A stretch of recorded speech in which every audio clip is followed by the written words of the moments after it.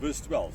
And Isaac sowed in that land and reaped in the same year 100-fold.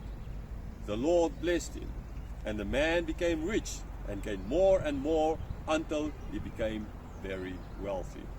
So now there's still a drought in that part here, seeing it's all okay, right? Isaac now went in to sow and as well to reap, and he reaped 100-fold. We can, in our back of our mind, see this parable of the sower here, right? Remember, the seed on a different soil, and then ultimately seed in a good soil. It brought forth 100-fold, 60, 30-fold, right? So the different kinds of fold. So maybe there, that parable, Jesus kind of connects it to this story here about Isaac being blessed by God, and getting 100-fold back. It easily can be, because they would have read these stories, they would have known about Isaac and how. But the other difference just is, here we see is that he got this because of this blessing of God, not because of him, not because he was this great farmer. It's a time of drought at least, right?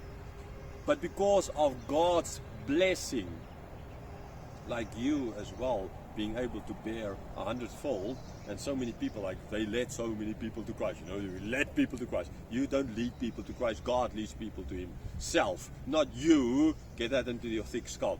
God, through his Spirit, leads people to himself, not you. Don't lead them. You're just an instrument. Okay?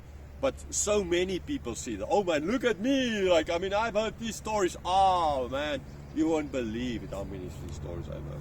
I've been in churches where the people had 3,000 people praying the Lord's Prayer, not the Lord's Prayer, praying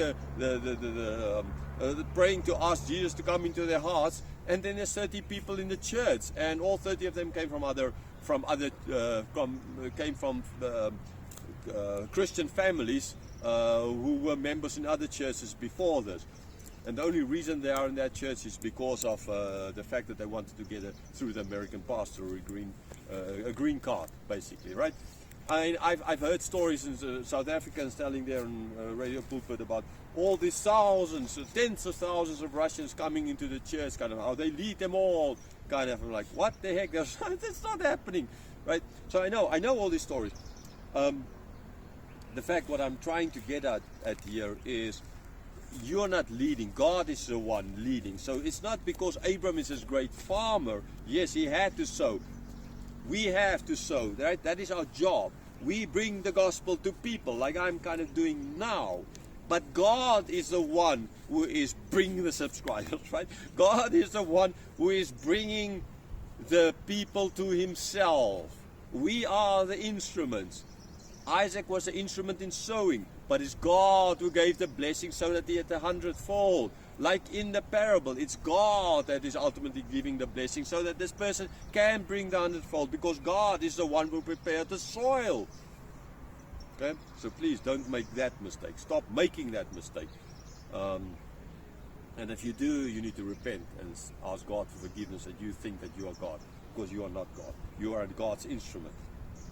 Okay? So now this then led to Isaac becoming very rich and very, like I say, very wealthy. Okay, and that is going to lead to problems. Now the difference therefore as well in this story is, while in Abram's story it was the Pharaoh and Abimelech who gave a lot to Abram. In this case, we have no mention of Abimelech giving anything. The only thing he did was, don't touch him.